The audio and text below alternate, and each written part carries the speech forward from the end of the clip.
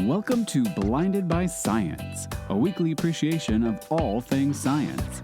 I'm your host, Anthony Nanfito, sci-fi writer and teacher.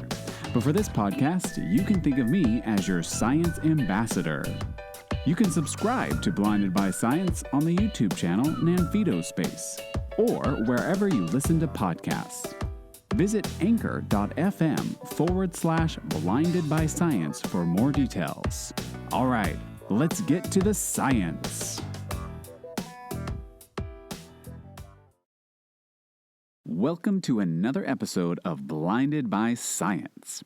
In the last episode, I discussed some of the amazing scientific achievements of 2020. In this episode, I want to continue that discussion, but with a more precise focus. 2020 marked a lot of different milestones, but an important one is the breakthroughs made from 20 years of research aboard the International Space Station, or ISS. In fact, a continuous human presence has been aboard the ISS in those 20 years. That means, for some individuals born in 2000, there have been humans in space for their entire lives. They've never known anything different. Let's dive into a brief history of the International Space Station. The first space station began in 1969 when two Russian Soyuz vehicles were linked together in orbit.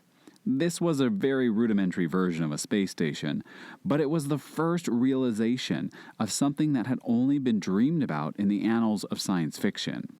Later iterations of space stations came and went until the construction of the ISS began on November 20th, 1998, when the first segment was launched into space.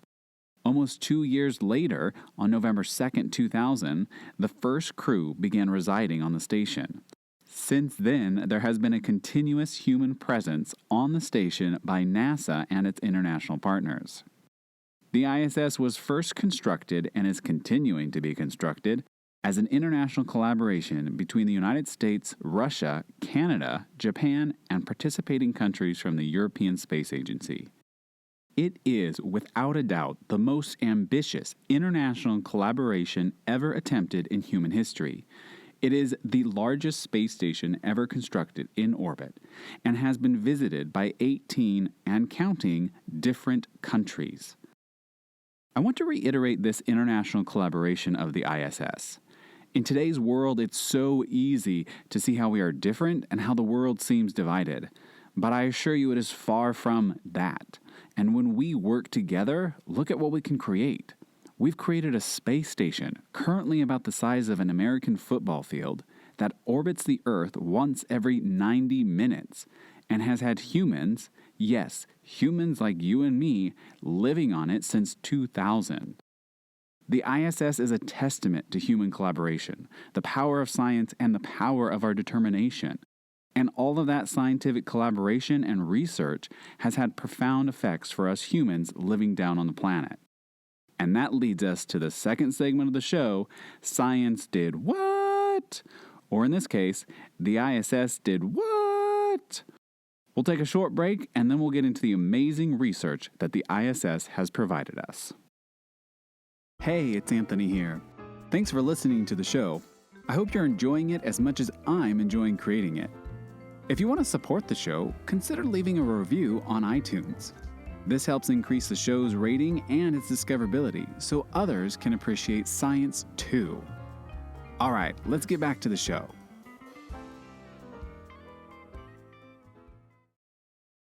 Welcome back. In today's extended edition of Science Did What? I'm going to focus on 7 of the amazing research breakthroughs the ISS has brought us. If you want to read the full list, you can visit the link in the description or stay tuned until the end when I'll read the list of 20 breakthroughs. Before we start, a quick reminder about what science is. In episode 1 of this podcast, I dived into what science is and how it has the power to make our lives better. If you haven't listened to it yet, I highly recommend it. In that episode, I discussed how science is a process. It's a process by which we observe, collect data, make predictions, and draw conclusions about the world we live in. Scientists use the scientific method to do this, and just like on the ISS, they do it collaboratively. Scientists around the world use error-correcting mechanisms like peer review to test and retest their ideas, updating them when needed and helping make the world a better place. The ISS and the research conducted on board it is a true testament to science, the power it holds, and what it can do for us. Here are 7 of my favorite breakthroughs the ISS and its research has brought us over the past 20 years. And to clarify, when I say the ISS, I mean everyone involved, from the astronauts serving on board it, the support crew down on the ground, the international partners, private sector collaborators, and more. This isn't just one person's or one nation's project. This is humanity's project, and we all benefit from it. All right, let's get to the science. Number 1. In no particular order, we're going to start with fundamental disease research. Alzheimer's disease, Parkinson's disease, cancer, asthma, heart disease. Sadly, I don't think there's any one of us who haven't been affected by these diseases, directly or indirectly. Personally, I've lost members of my own family to cancer, and know others who have been diagnosed with the disease. I've also known others who have suffered from the other aforementioned diseases. But here's the exciting part. The ISS has contributed to research in treating these diseases and have helped advance treatment for them. For example, quote, "Cancer researchers studied the growth of endothelial cells on the space station. Endothelial cells help supply blood in the body, and tumors need that blood to form. Space station-grown cells grow better than those on Earth and can help test new cancer treatments." End quote. The microgravity environment on board the ISS helps researchers get a clearer understanding of cancer cells' properties, its behavior, and responses to treatment. And in some cases, this helps them test out treatments faster and more efficiently than they could here on Earth. Number 2. Next, the discovery of steadily burning cool flames. When most of us think about fire, we usually think about heat and warmth, but some special flames created on board the ISS keep things a bit cooler. Quote, "When scientists burned fuel droplets in the flame extinguishing experiment FLEX study, something unexpected occurred. A fuel droplet appeared to extinguish, but actually continued to burn without a visible flame. The fire went out twice, once with and once without a visible flame. This is the first time scientists observed large droplets of heptane fuel that had dual modes of combustion and extinction. The second stage was sustained by what is known as cool flame chemical heat release." End quote. Heptane is one of the main components used in vehicle fuels like gasoline. Just like with disease research, working in the microgravity environment on the ISS gives researchers a better opportunity to study strange phenomenon like the cool flame. In this case, the cool flames on the ISS don't burn out as quickly as they do on Earth, thus giving researchers more time to study the principles of how they work. Why is this important? Well, I'll let NASA answer that one. Here's a quote from their article about the ISS breakthrough. Quote, "Typical flames produce soot, carbon dioxide, and water. Cool flames produce carbon monoxide and formaldehyde. Learning more about the behavior of these chemically different flames could lead to the development of more efficient, less polluting vehicles." End quote. In other words, the more we know and the better we understand how things work, the better we can make our lives here on Earth, for us and all the living creatures who inhabit it. Number 3. Next up, new water purification systems. Water.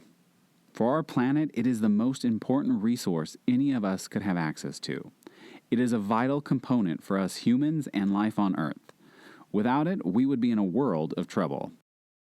And just like you and I need clean drinking water, so too do the astronauts working on the ISS. But sending water, or anything else for that matter, into space is extremely costly.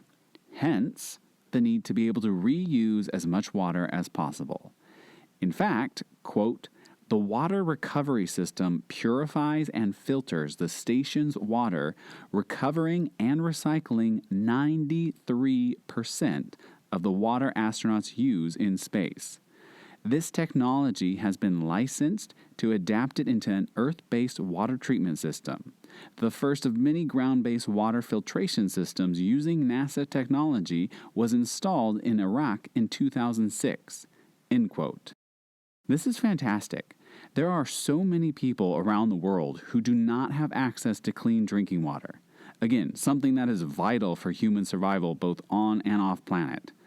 The creation of this technology not only helps the astronauts living on board the ISS, but has also helped humans right here on Earth.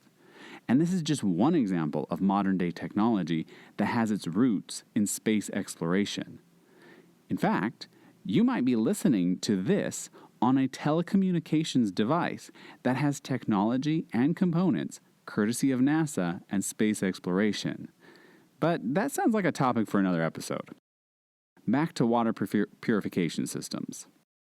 Water purification systems, especially ones that can recycle 93% of water, will be vital for missions to the Moon, Mars, and beyond.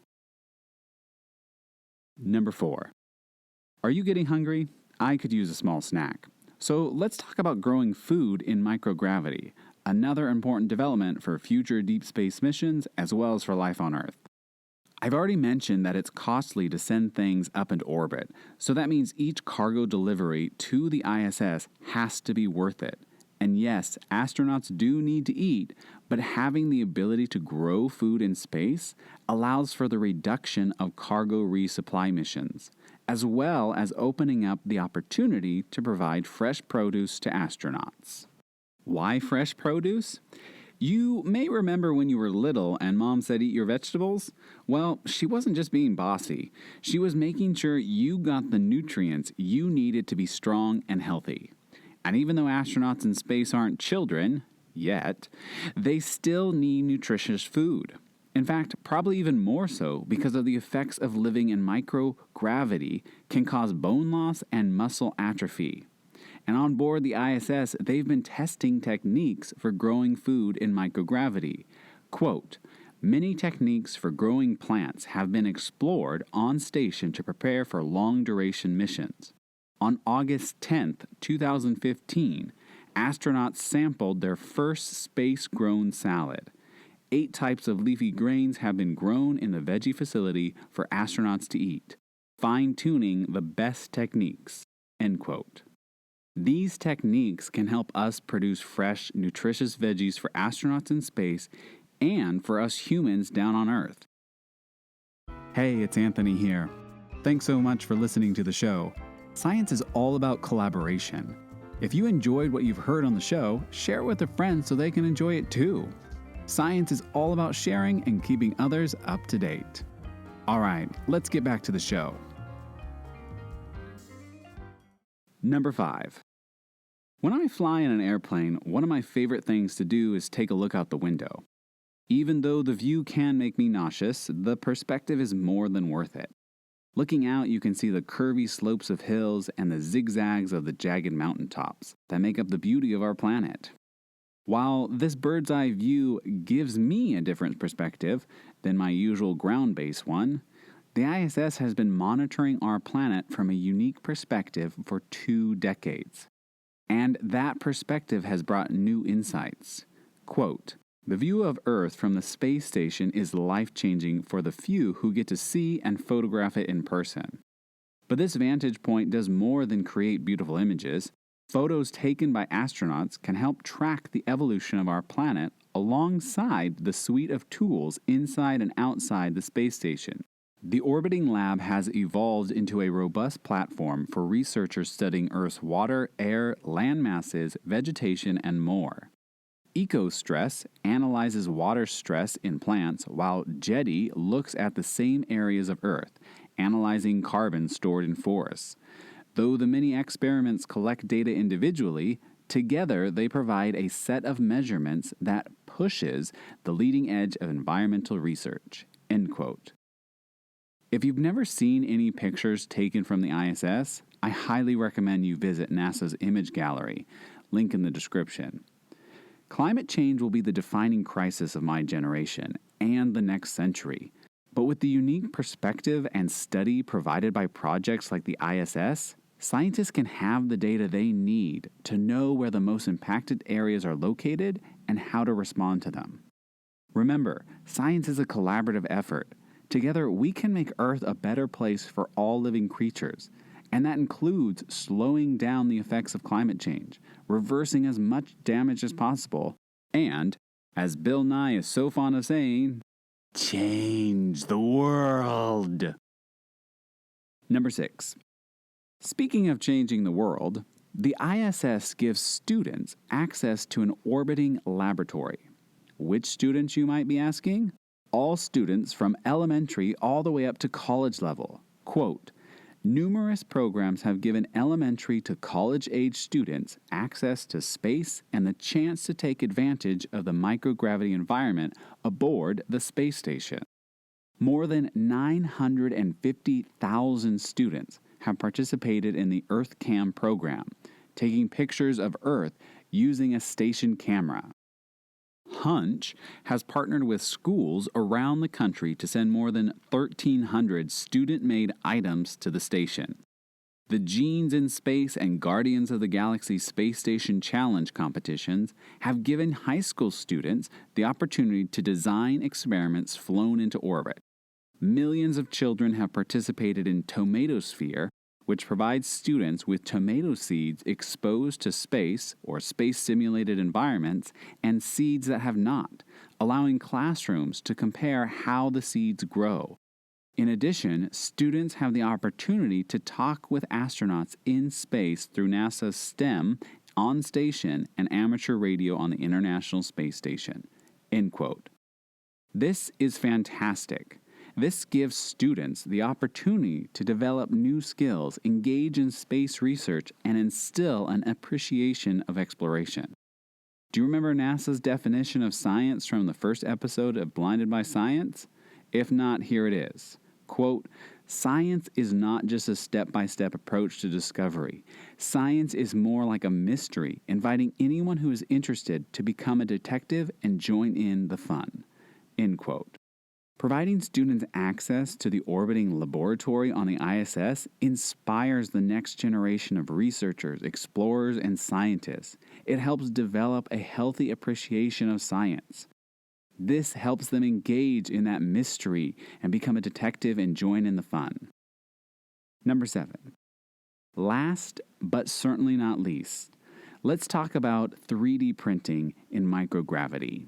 3D printers have seen a huge boon in popularity in recent years, both on the professional and amateur level. Well, the ISS is no different. Quote, the first 3D printer flew to the space station in 2014.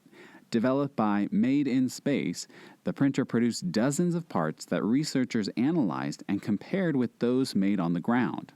Analysis revealed that microgravity had no significant effects on the process, demonstrating that a 3D printer works normally in space. End quote. This is a huge win for space exploration and the future of deep space missions. Remember when I said it was costly to send things into space? And remember when I said that it's not always feasible to send things? Well, imagine a day when humans live on Mars. For the most part, they're going to have to be self-sufficient. It takes too long for current rockets to get to Mars in a timely manner. Having technology like water purification systems to produce clean drinking water and 3D printers that can produce needed parts is huge. And what's really cool is there are plans to test and refine biological 3D printing abilities. This means printing human tissue, which could help increase the access to transplant organs right here on Earth. Again, if you want to learn more about 3D printing done in microgravity or any of the other breakthroughs featured in this episode, visit the link in the description. Okay, so those were my favorite parts from the list, but they came from a list of 20 breakthroughs. Here's the full list of breakthroughs from 20 years of research aboard the ISS. Number 1, fundamental disease research. Number 2, discovery of steadily burning cool flames. Number 3, new water purification systems. Number 4, drug development using protein crystals. Number 5, methods to combat muscle atrophy and bone loss. Number 6, exploring the fifth state of matter. Number 7, understanding how our bodies change in microgravity. Number 8, testing tissue chips in space. Number 9, stimulating the low Earth orbit economy. Number 10, growing food in microgravity. Number 11, deployment of CubeSats from the station. Number 12, monitoring our planet from a unique perspective. Number 13, collecting data on more than 100 billion cosmic particles. Number 14, a better understanding of pulsars and black holes. Number 15, student access to an orbiting laboratory. Number 16, capability to identify unknown microbes in space. Number 17, opening up the field of colloid research. Number 18, the evolution of fluid physics research. Number 19, 3D printing and microgravity. Number 20, responding to natural disasters. Isn't that all amazing? No one does science quite like NASA and its partners. I shared with you my favorite breakthroughs, but I want to know what your favorite breakthroughs are and what you think the next 20 years of space research will bring us. Leave your answers in the comments or post them on social media. You can tag me on Instagram at Haiku by Fifi and on Twitter at Words by Fifi. You can also leave a voice message with your answer on anchor.fm/blindedbyscience and be featured in an upcoming episode. Thanks for listening, and remember, stay curious. Hey, it's Anthony here. Thanks so much for listening to the show. Science is all about collaboration. If you enjoyed what you've heard on the show, share it with a friend so they can enjoy it too. Science is all about sharing and keeping others up to date. All right, let's get back to the show. Thanks for listening to this episode of Blinded by Science. This podcast was recorded, produced, and distributed by yours truly, Anthony Nanfito, using Anchor.fm. The theme song is Crimson Fly by Huma Huma. The logo was designed by myself using the app Over with image credit to nasa.gov. If you liked what you heard, subscribe to the podcast on the YouTube channel Nanfito Space, or listen wherever you get your podcasts. To support the show financially, learn how to subscribe, or listen to previous episodes, visit anchor.fm/blindedbyscience for more details. Until next time, I encourage you to find the science in your life and share it with me on social media. You can find me on Twitter at WordsByFifi and on Instagram at HaikuByFifi. Tag me in your posts and show me the science you discovered. This is Anthony Nanfito signing off. And remember, stay curious.